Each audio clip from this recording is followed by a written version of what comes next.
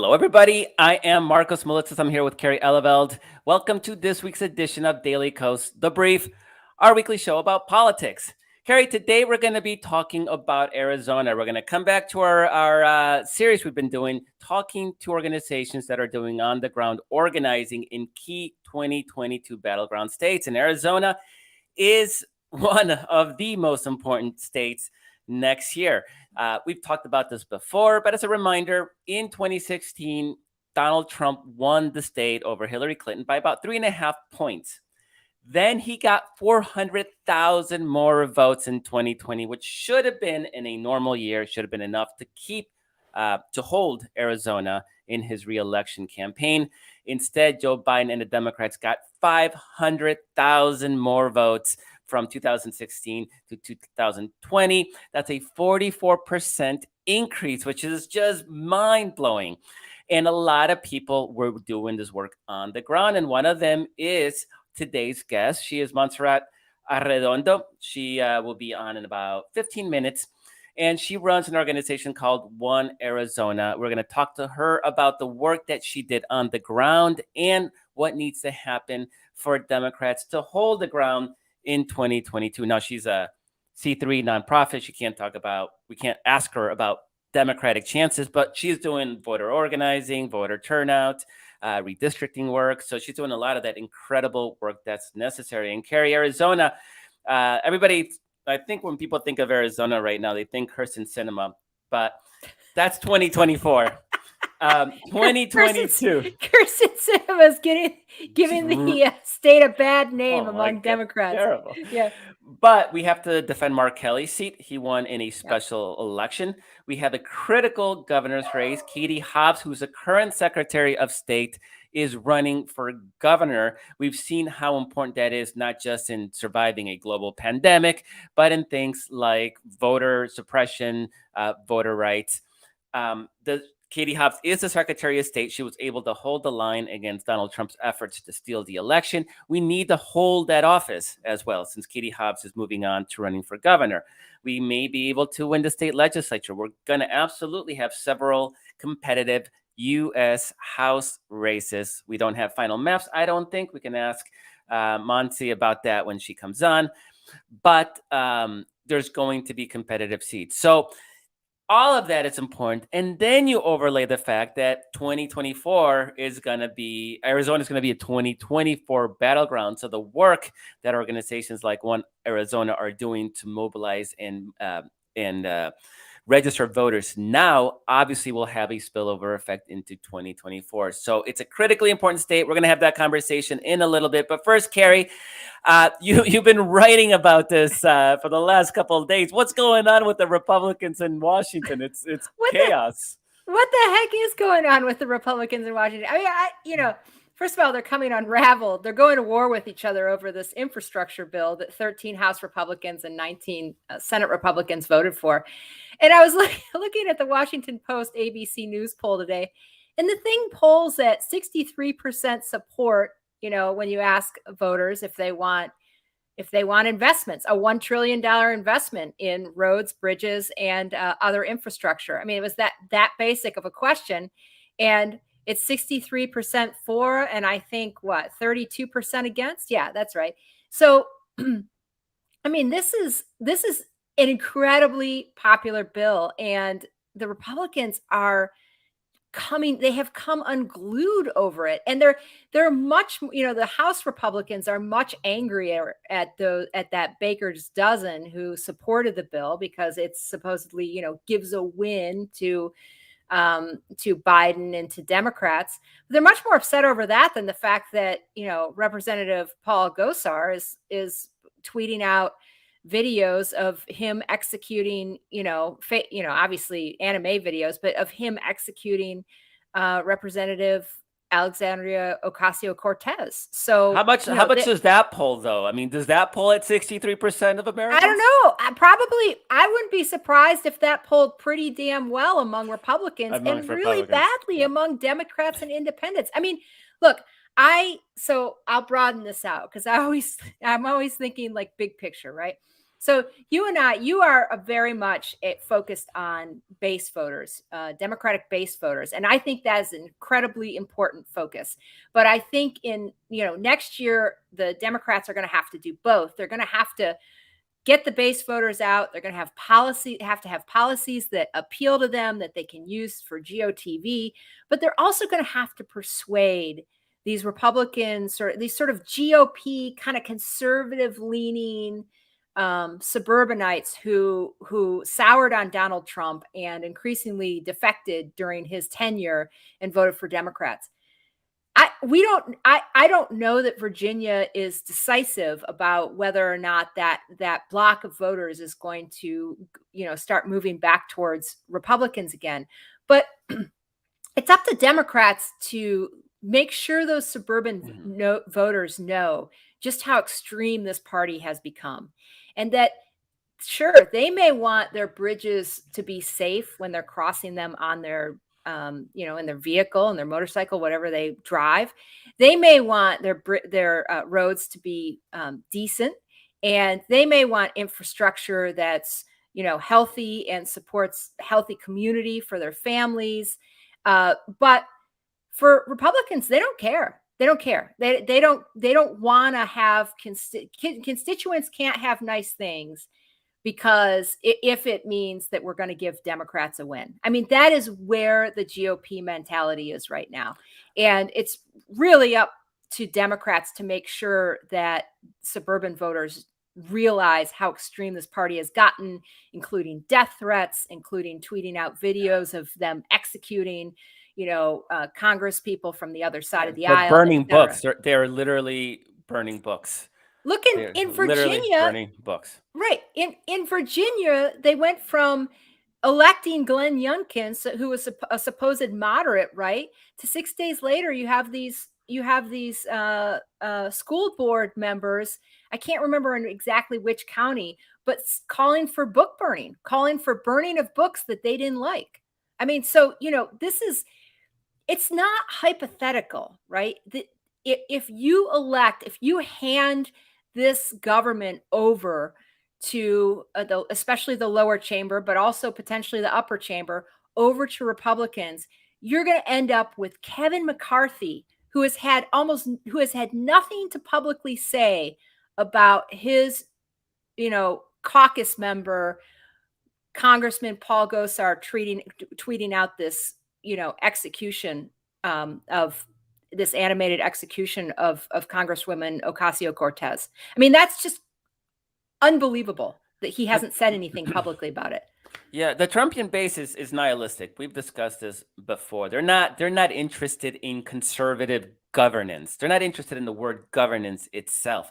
They come from meth country, which is now also COVID infested country. Economic prospects sailed decades ago to Mexico and overseas in Asia. And they feel abandoned. They feel the government in all institutions aren't there. They see opportunities, educational opportunities, economic opportunities, even cultural opportunities are in the major cities.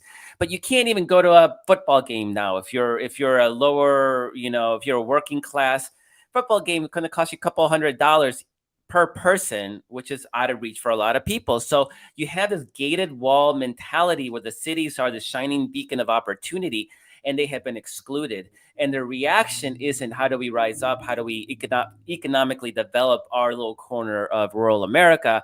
The reaction has been to become nihilistic, right? They want to roll coal. They want to spew pollutants into the environment. They want to dirty the environment. They want to ruin everything for everybody. And this is one of the reasons that and destroy the Democratic Party. I mean, that is like, just destroy them. They don't care. And Republican Party. They're not really beholden to the Republican Party. Now, that's just the party because Trump has embraced them. And they can't, and people like McCarthy can't do anything about Gosar, right? So that sort of feeds that nihilism is we're going to kill and we're going to destroy. And there's not, I mean, even Cawthorn, the guy in the Republican, just talked about how, what was it? No, I forgot, but it was very undemocratic. Yeah, no, it was about how if you think that Donald Trump did not win 2020, you're an idiot, and then we're going to expose the fraud and we're going to bring him back. I have the exact quote here, Oh, which is, okay. if anybody tells you that, no, I just happened to have the tweet up. If anybody tells you the 2020 election was not stolen, they are lying to you. This is Madison Cawthorn, congressman from, I think, North Carolina, if I remember correctly. Correct. Yeah.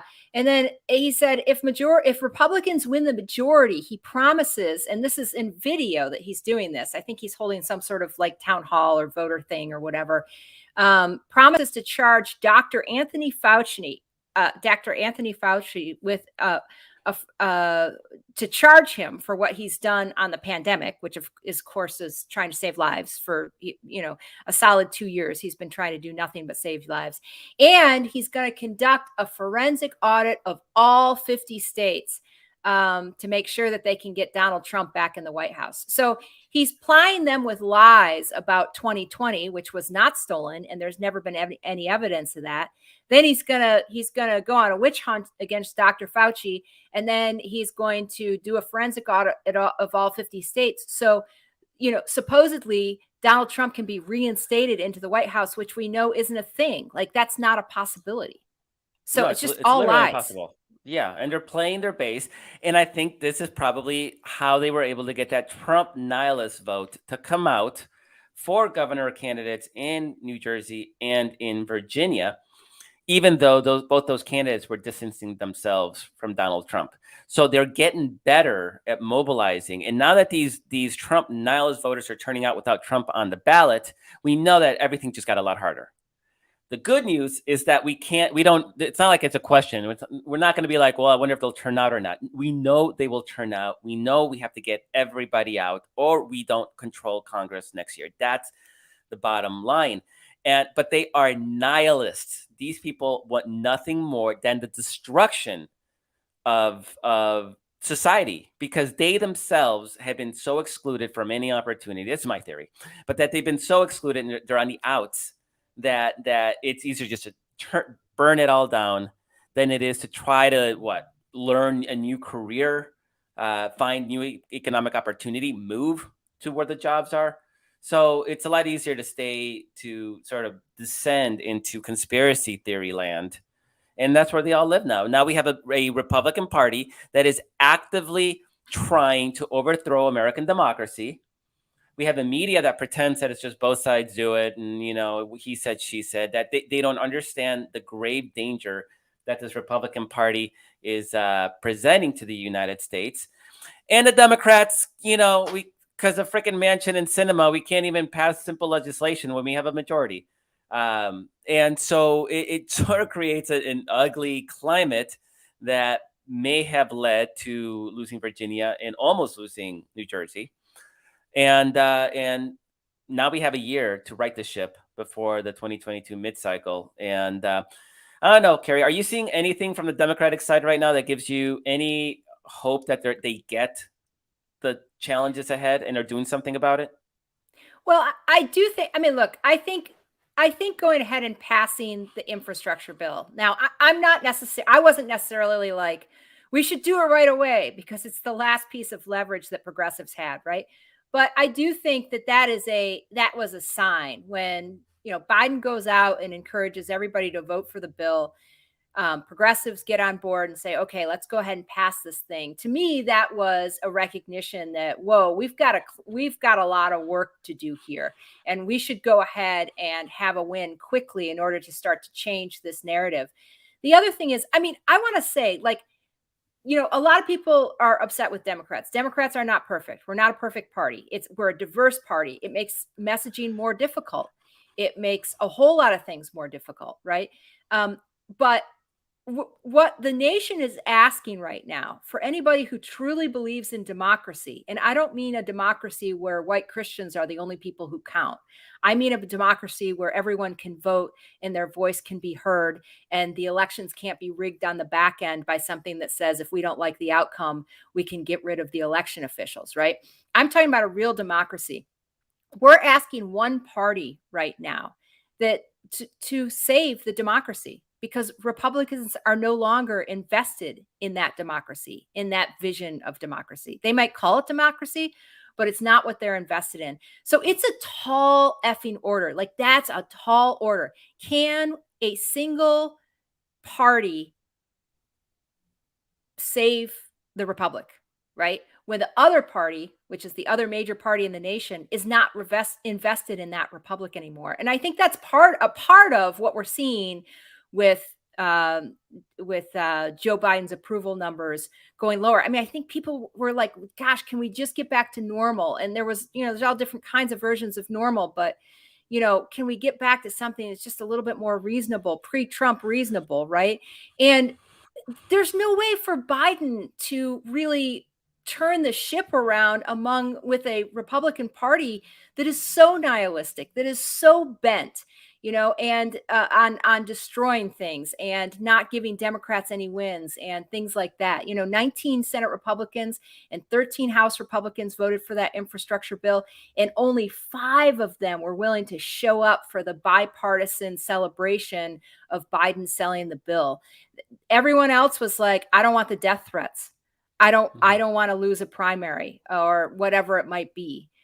So, it is, I don't even know where I was going, but so maybe I've gotten there. Oh, you said, have you seen anything? I think passage of the bill, of the infrastructure bill, is a sign that Democrats know they need to right the ship, and hopefully we'll get Build Back Better. And once they stop having this debate amongst themselves to try and get this legislation through, which will hopefully be entirely sooner rather than later, then they can get to selling this stuff. They can go back to their districts and say, here's what we've got for you. Here's what we've done for you. We know you're hurting.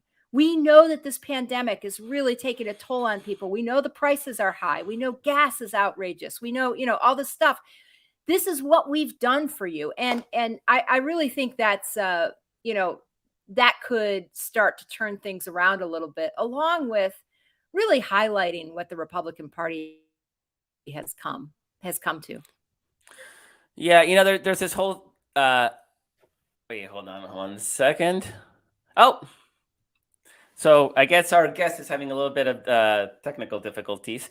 There's a whole sort of theory on when did Republicans become this nihilistic, and you can actually go back to the Gingrich Revolution, where, what was that, 1994, where they ran on eliminating pork barrel spending. Remember, pork barrel spending? That was the ability of government to shuffle federal resources into member districts.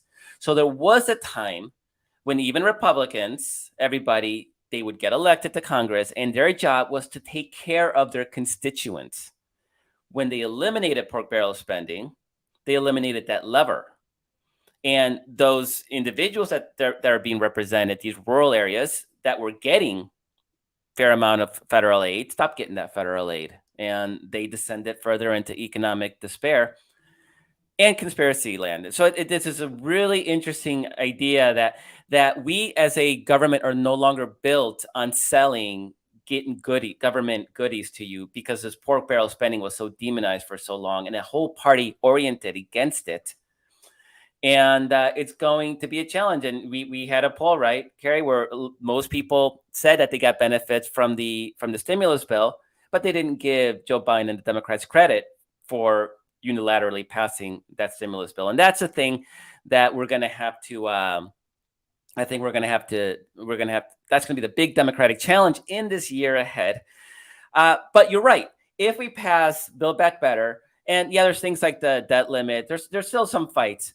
But if the Senate can then just shift into confirming judges, nothing but confirming judges, because we passed the key core of the Biden agenda, then that provides a space for Democrats to go on the offensive, which they haven't been able to do. You're absolutely right, because they're so focused on Manchin and Sinema that they don't want to say anything that'll give Manchin and Sinema a reason to go cry to their Republican friends, right, and put another roadblock. I think they should make. Our guest is here, but I think that they should make also one extremely big push, at least, to try to get voting rights through, because that's going to, whether or not I don't know if there's going to be a way of making a carve out in the filibuster in order to at least get voting rights through. The future of the republic may depend on it. It also, there's other ways that maybe we can get to a better place in our society. But that bill and highlighting the GOP obstruction of it is very important. And I'm seeing a lot of polling that shows that people aren't really clear about which party is anti-democracy right now. It's almost 50-50. It's like 45-45. Well, with, because 10%. Republicans have been convinced that the election was stolen. So, of course, they're going to see Democrats as the big enemy of democracy. And we know better because we pay attention to reality and we know where the threat is. If we had independents on our side on that, the polling would be closer to 55%, 35% or something like that, 58%, 30-some percent. And we're not there. It's like 45-45. So that's got to be made really clear to people. Yeah. That's got to get made clear to people. Yeah, absolutely. So our guest is ready to come on. So let's bring her on, Carrie. She is Montserrat Arredondo. She is the executive director of One Arizona. Montse, is that how we call it? Yeah, Montse works. Montse, it's such a pleasure. Thank you so much for joining us. Yeah, of course. Thank you so much for having me. So this is one of my favorite questions we ask guests, and I think you're going to have a good answer for this one. So we always ask what the origin story is. Like, what was it that motivated you to become a professional activist? Oh, wow. I'm from Phoenix, Arizona, born and raised. My family is Mexican. My mom is undocumented to this day. There's not a solution for her to become a citizen or a legal resident of this country. So back when I was young, I grew up in public housing. We all shared the same backyard and hung out together. And it was coming close to college time when we were all deciding to go to the same school together. And many of my friends were finding out for the first time that they were undocumented, that they didn't have a social security number to apply for FAFSA. And at the time in Arizona, we had passed Prop 300, which was didn't allow for in-state tuition for undocumented students, even if they graduated from a high school here in the state. So we got involved. We wanted to do something about it. We were finding out that it wasn't just moms that were undocumented, but people our age. And I remember that year, Governor Brewer became the governor because Napolitano left to the Obama administration. So she wasn't elected into governorship, and she was coming up for re-election. She had signed. So a Democratic governor was appointed by Obama, I think Homeland Security. And so the Republican, what was she, the lieutenant governor? Secretary of State. Secretary of State. Yeah, we don't have. Okay. And so, go ahead. Go ahead. And no. So she was coming up for election, and we were registering people to vote. We were getting the word out, and then she actually gets elected. So I was crying that night. I couldn't believe, like, after so much work, day in day out, registering people to vote, she had won after she had signed something like that. And it just was a rude awakening of like what my state actually was, and this like bubble that I was living in of all brown people essentially wasn't small in the state, but we hadn't exercised our power yet. So that's what pushed me to get involved, and I haven't stopped since. Like now I'm like, oh shit, this is my actual job that I do every day. I still tell my mom still tells me like, when are you gonna get a real job? And I'm like, Mom, I think this is a career now, like at this point. Yeah. It's funny. Tell her that you're saving the country. Be like, I feel like it's important. I'm saving the country. Most important. The most important. It's so important. I worked on the minimum wage campaign in 2016, and we passed that.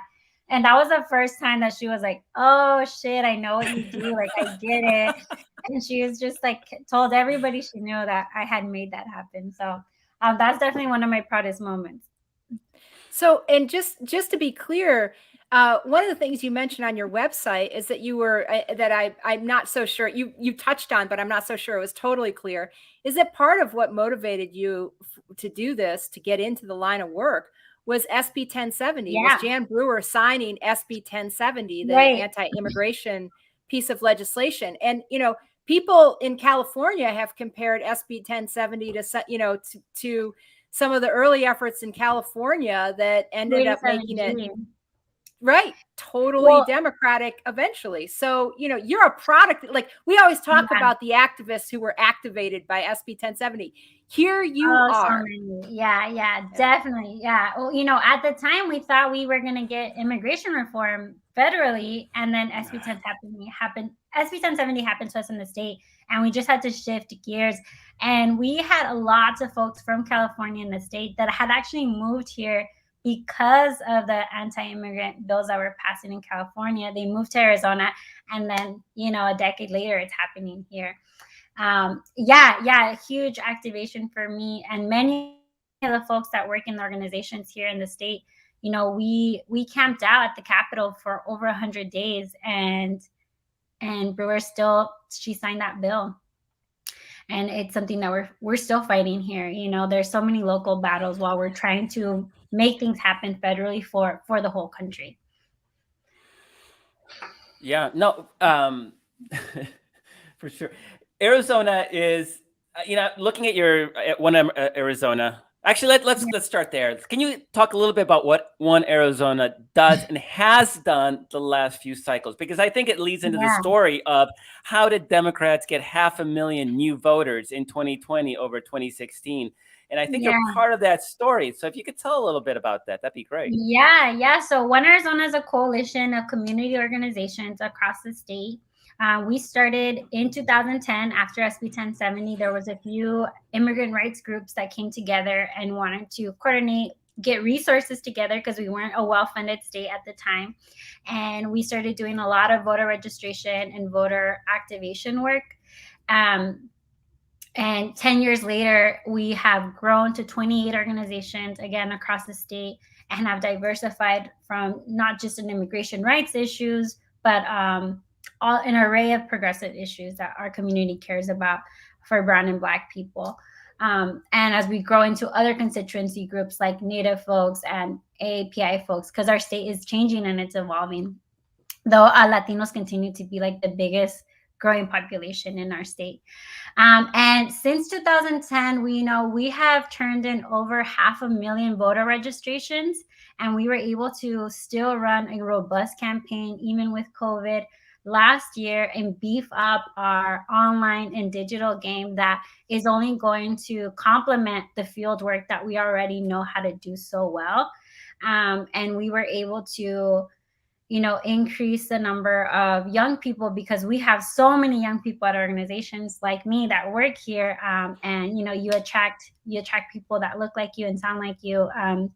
Just like when folks say, I want to elect someone that's from my community, that means more people like us need to run, so that we're seeing that. And that's the next part of our work, not just registering folks to vote, but getting them excited to vote for someone and vote for things. And here in Arizona, I think we see a lot of people that register without a party and are really listening to issues or vote heavily on our ballot measures versus like individual candidates.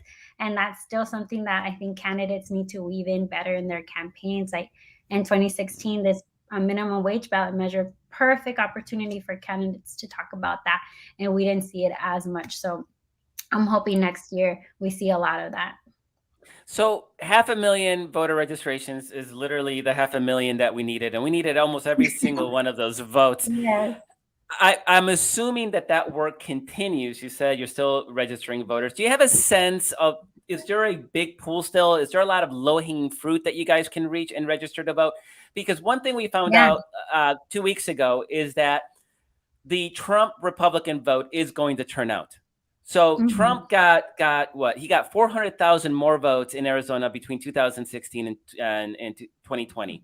400,000. Yeah. We have to assume they're going to turn out next year. If we don't turn out all of ours plus, we are in trouble, right? I mean, I think this is just basic math. Is there a lot of low-hanging fruit on the voter registration stuff, or is it getting tougher and tougher after 500,000 is a real number? I mean, that is incredible. And How that's much over more can you go?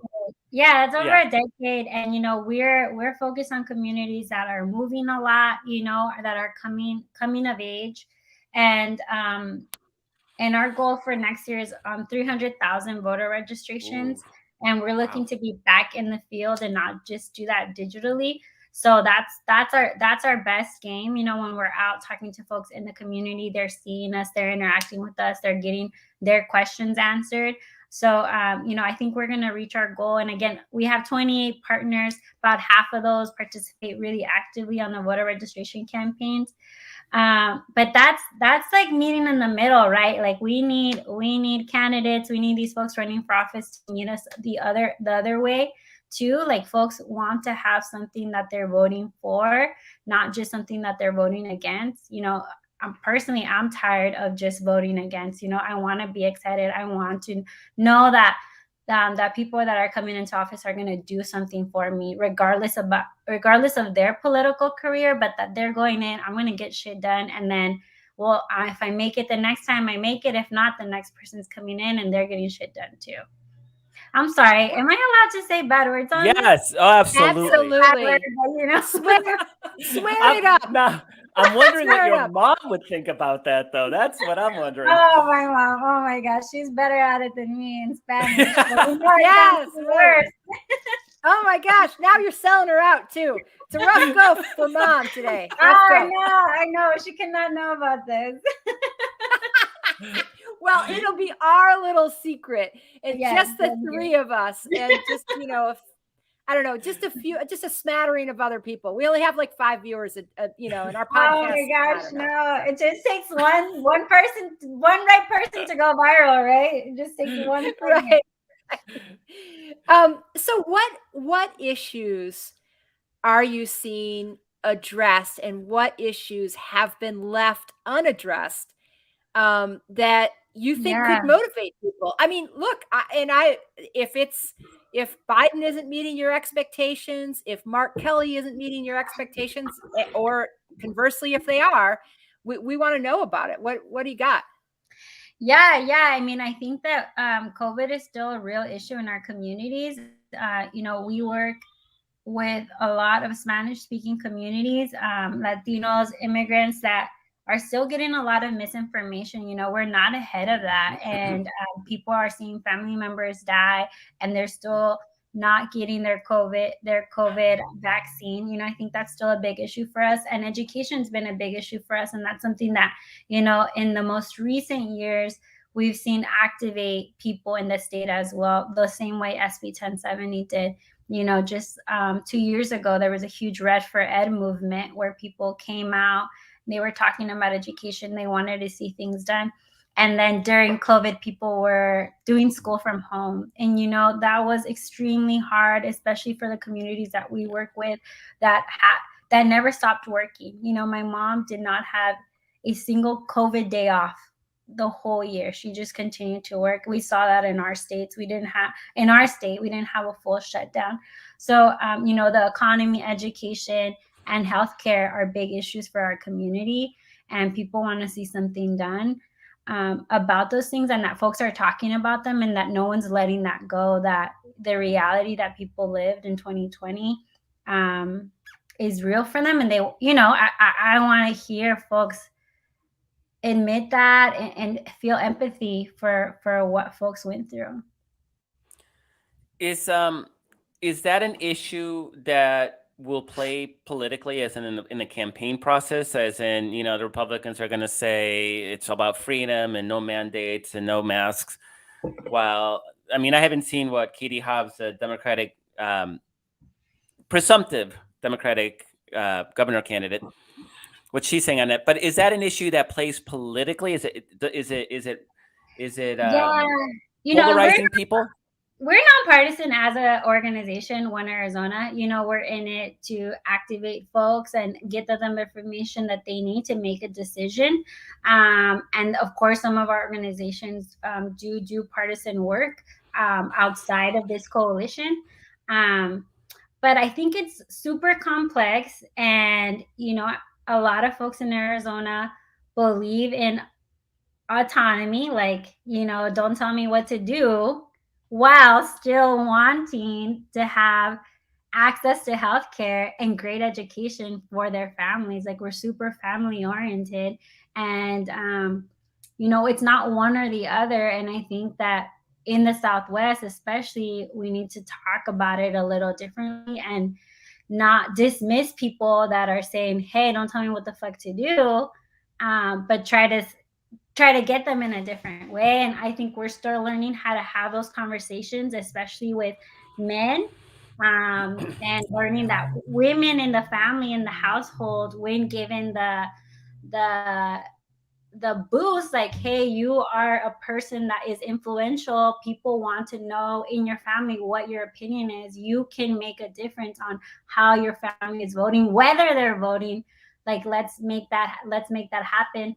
And I think that's a tactic that we're trying to push for more, with women and young people really standing up and saying, like, hey, this is what I believe. And I think we saw it a lot in 2020. I mean, these young folks online that were just pushing stuff, the same way that we saw, for Trump's campaign, that he had all these trolls, essentially a bunch of young people that just created shit, at home, little memes.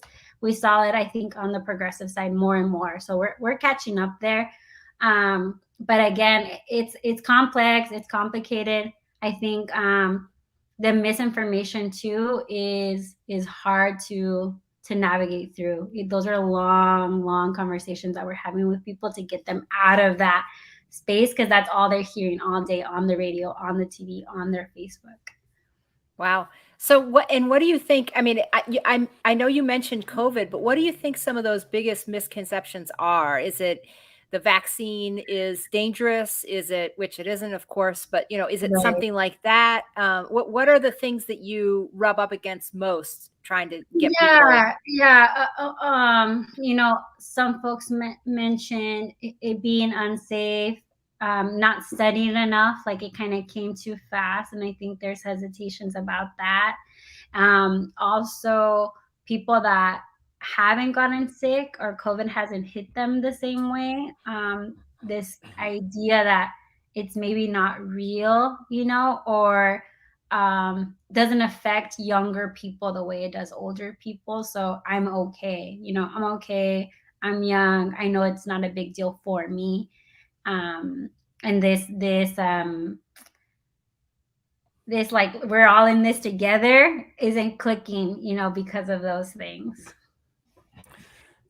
I know that you've talked and you've written about voter suppression in Arizona and the hurdles that your communities have to jump in order to participate in the franchise.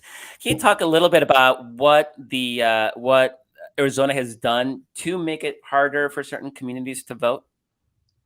Yeah, and what's funny is that during COVID we saw a lot of updates that we really liked. Like drive by or drive through voter registrations, more abilities to drop off your ballot in different places. Um, you know, our voter registration deadline, we were able to extend that through like a legal battle. So it's like, oh, we got all these little wins that made it easier for folks to vote, that often are harder. There's less polling locations. We have to make sure the polling places open on time. Our Native communities are constantly struggling to get translation services or support in these very rural polling places that we too as communities struggle to be at, to enforce or help folks say, hey, no, don't leave, you deserve and have the right to get that support. So there's the sporadicness that we have, that's hard too. But these were all things that kind of got addressed during the pandemic, because they were trying Are to they sticking? paper. I mean, that's what we're fighting for, to keep Okay. them. But the argument is hard now. Folks are like, again, we're one of those states that take your mask off, do whatever you want. But again, these translation services and making sure that there's enough polling locations, a bunch of polling locations, and these drop box areas that during COVID we saw a bunch more pop up, and we're hoping that stays, because making it easier to drop off your ballot is a big win. Something that we used to do was collect ballots, like let us turn this in for you. And making sure those that got submitted, and then we got shut down as soon as we were doing that. That's something that the state was like turned into problem. They started calling it what was it? Vote Harvesting. Harvesting. Harvesting. Which was a big issue for us because folks, sit on their ballot. They did it at home, and they're more likely to vote, but they still need that encouragement. They still need that push. And last year, not being able to knock on doors as early as we like to was a big issue for us that we want to get ahead of this next year. Do you have a single policy? And if this question is out of bounds, you can nix it. But do you have a single policy or a few policies that you think would be heavy sellers that would get people out? And I think of, like, for instance, if the Democrats were able to pass universal pre-K, would that be a big deal? Do you think you could get that across? Or what if Joe Biden, got rid of $50,000 worth of student debt for people? I'm just wondering what you think the big motivators are for the communities that we need to get out as Democrats. Yeah.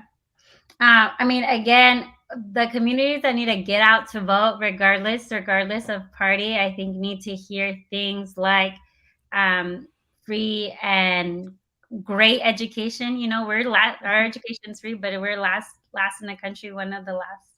I think healthcare, again, is a big issue, a rude awakening for many, many people. I think a lot of folks that come from communities like mine also get healthcare and are like, I don't know what to do with it, and then still end up in an emergency room because we're not going and seeing, visiting the doctor soon enough. And I think, all those things that are going to make someone's life easier on a day-to-day is what we want to see. I think folks are tired of these future wins that just are taking way too long. Like, how can we increase people's salaries right now? How can we help support people's status right now? How can we make sure that people that are sick feel like they can go to the hospital or call the ambulance without knowing that they're going to go into huge debt? Those, I feel like, are common sense solutions that make someone's life better on the day-to-day that we just keep tippy-toeing around. Sort of kind of related is this idea of intensity, voter intensity, participatory, people eager to participate. Clearly in 2020, it was just, I don't know how you get 500,000 new votes from 16 to 20 without some just massive energy, right? It must have been something special in Arizona that November. Is that intensity? Obviously it's going to be, you can't maintain that in a non-presidential year, but can we keep at least some of that? Do you think, because Republicans are going to get their vote out? We know this. We saw that 2 weeks ago. How, and I know you're not partisan, but in your communities, is that intensity still there, or is it sort of fading away with a lack of, visible? Although I don't even want to say lack of visible progress, because, child tax care, the stimulus stuff, not the child tax credit. So there have been, but is that enough to keep up intensity, keep people engaged politically looking into next year, or are people tuning out? I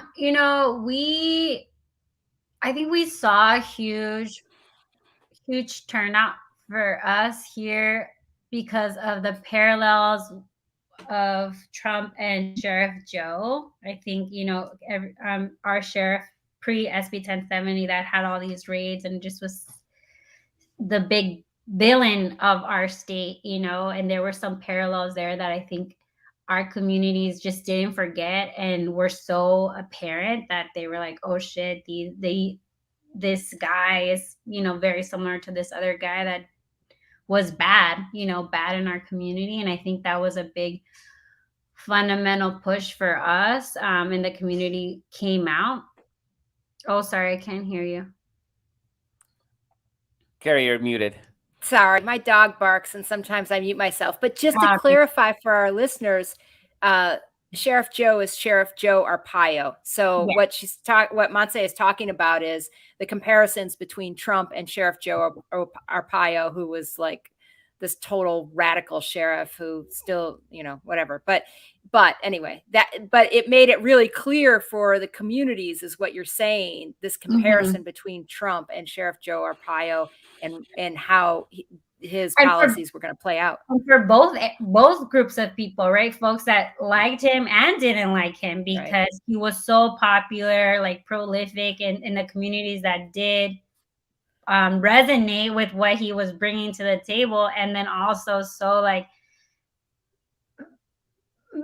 just people were so frightened of what he could do on the other hand. And, someone mentioned here, Trump pardoned Sheriff Arpaio. So then that was another like, oh, these people are connected.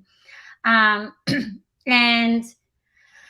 I think that again was a big push for us. And I think moving forward, I keep coming back to COVID, but that was a big thing for our state and a big state by state solution thing. We're right next to California. We saw how they handled it and what they did and the things that we weren't doing and that our governor wasn't doing. And I think that next year is going to be a lot about what happened here locally, what was addressed and what wasn't addressed, who left us behind, who was taking care of the community and who wasn't. And I think there's enough local things for us that are going to get our community out, or that we'll even have to talk about to get our community excited about voting. And I'm still coming back to this, like voting against, we're not quite on the like voting for, and we are working on that. There's a few ballot measures that, we want to see happen that make voting easier, that are around education. But I think people have felt like they were not being taken care of and that they got left out to dry during this pandemic, and lots of people lost someone in their lives, and that happened for them because of what the state decided, because they were seeing what other states were deciding to do and our state was doing differently. So we are running almost out of time here. Okay. So fun. It's so quick. Harry, do you have one more question before we ask her? No, you go ahead. You've been on a roll, so. So the question is, people, I hope our community realizes how important Arizona is. We're going to be talking endlessly about Arizona. It's a top 3 state in 2022. What can people do to help you do your work? Yes, thank you for asking that. Again, we're coming out of just online. We're going back into the streets, and we do voter registrations like where folks are at. We outside of the grocery store, outside of the schools, on campuses, and that requires a lot of resources, both financial and then also just people power. It's an exhausting job, and we've had folks visit the state before, and we've figured out ways how to accommodate that. Arizona gets really hot in the summer, and that's our time where we got to get things done. So, we have 28 organizations at One Arizona. Many of them are focused on an array of issues. There's an issue that you care about that you can connect with at our coalition. So I invite you to check us out and support one of the organizations, become a member of their organization, and consider visiting the state. When the time comes, we're going to need all hands on deck to get 300,000 people registered to vote, and also aware of how and when to vote, so that those ballots are getting turned in and people are making their voices heard. Yeah, lots of people in neighboring states, including Southern California, that can California always comes through with phone banking. So big shout out to all our California friends that are always supporting us here. What's the URL to your website? It's onearizona.org. Mm-hmm. Okay. And we're updating our website to make it easier. So give us a few weeks. It's gonna look at it today and then look at it again in a month. Okay. I was gonna say go now. And then do the comparison shopping in about 3 weeks. So, but right. Go now. Go to onearizona.org now, just to get yourself, sort of rolling in the right direction. And then go back in 3 weeks, and you will be wowed. Wow, just blown away. Blown away. Montserrat Arredondo is Thank the you. executive director of One Arizona. Montse, we're going to have you back later because we're going to be talking about Arizona, and maybe Please. next time bring some of your partner organizations with, and we can talk to Yes. some of the work that We they're are doing local. as well, because this is what we live for. It's our reason to exist. It's to empower people on the ground to do the hard work of democracy, because clearly it's not going to protect itself anymore. We know that now, that we have to Yeah, take it's this. a constant battle. Yep. Yep. Absolutely. So, Monse, thank you so much for joining us. Looking forward Thank to you. seeing you again soon. Thank you. Thank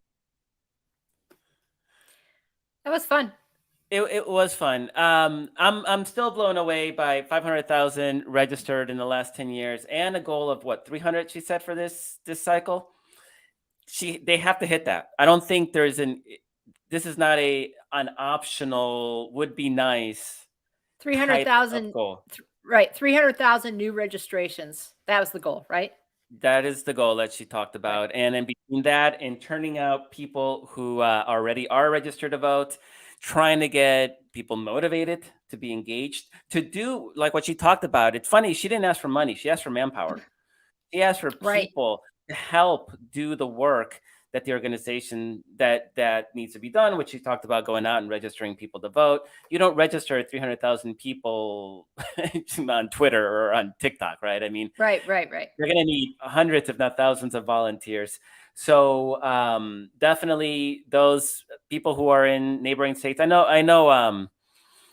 People in New Mexico and in Southern California, they can head down there. In Colorado, even can go down and help out, because what happens in Arizona next year is going to dictate whether we hold the Senate, whether we hold the House, whether Arizona has a pro-voting, pro-democracy government in place for 2024.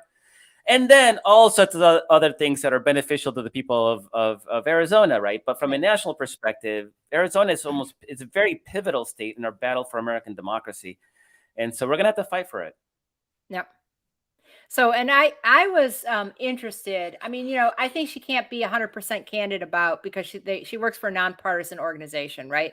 But she can be, I think, 100% candid about some of the very specific policy issues. But I'm seeing in a lot of the polling that COVID as a major healthcare issue has started to recede for a lot of people. And it's more like a third of people now, a third of Americans in a lot of polls now say, roughly a third now say, oh, I'm still really worried about this. But, 2/3 are closer to saying, I'm less worried about it, or I'm not worried about it at all. What I'm hearing from her is that COVID is still a very big issue for the communities that they're trying to get registered. That what happened with COVID, that the Republican governor's approach to COVID is, people are hopefully clear that he didn't protect them. He didn't try to help them, and a lot of people among the communities that they're trying to register people to vote lost loved ones based on that. And it was interesting to me too to hear how fluid sort of the information flow between Arizona and California is. And I mean, sometimes California is a huge state, and I don't know, I don't know if the residents here spend as much time thinking sometimes about other states, but that Arizona seems very aware of the differences between how things, or the Arizonans she's talking about seem very aware of the differences between how things were handled in California with the pandemic and how things were happened there, among other things. So it was interesting to hear, like, this sounds like a very visceral issue to the community she's working with. Yeah, and that's actually an excellent point, Carrie. I'm glad you focused on it, because she kept coming back to COVID at a time when a lot of us are moving on Right. from COVID, and 80% of the American adults are now vaccinated. I mean, we're cranking, but there are pockets. There are pockets in places like Florida, Texas, Arizona, where it is still ravaging those communities. People are still dying in large numbers. And then if you have communities, the kind of communities she's serving, Black and brown Native communities, have less access to quality healthcare, less access to information.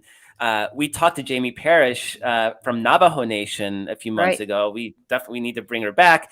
She talked about how it's even the internet is sketchy to non-existent in Navajo Nation, so they can't even get information online. And go ahead. Well, it makes me wonder because, Governor Doug Ducey, who's a Republican, right, and is term limited out, so he's leaving.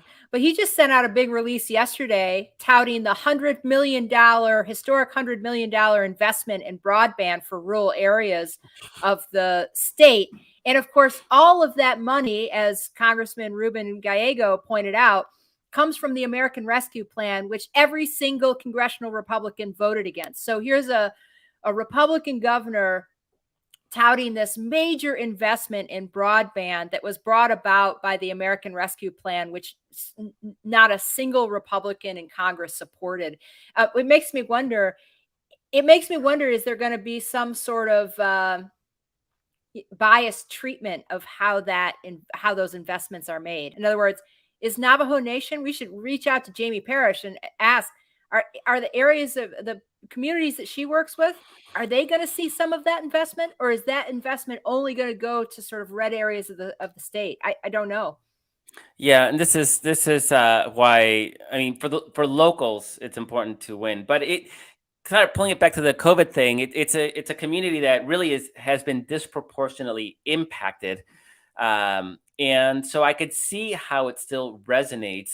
And including if you've lost family members, that bitterness that's left behind from preventable deaths, if you had a governor who was into sensible precautions, masking and urging people to vaccinate, social distancing. This is not hard stuff.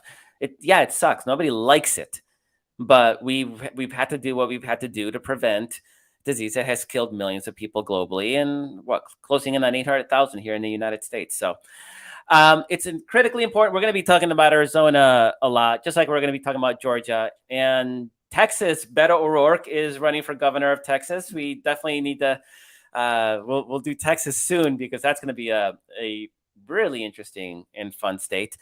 And doesn't that open up a potential announcement from our friend, Julian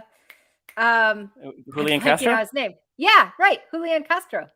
For lieutenant governor. Some people were talking about the ticket of Castro and O'Rourke for lieutenant governor and governor being a potentially really hot ticket. So it would be an incredibly hot ticket. Maybe he wants to come back on our show and announce on our show, because what better place to roll out your candidacy than on our podcast?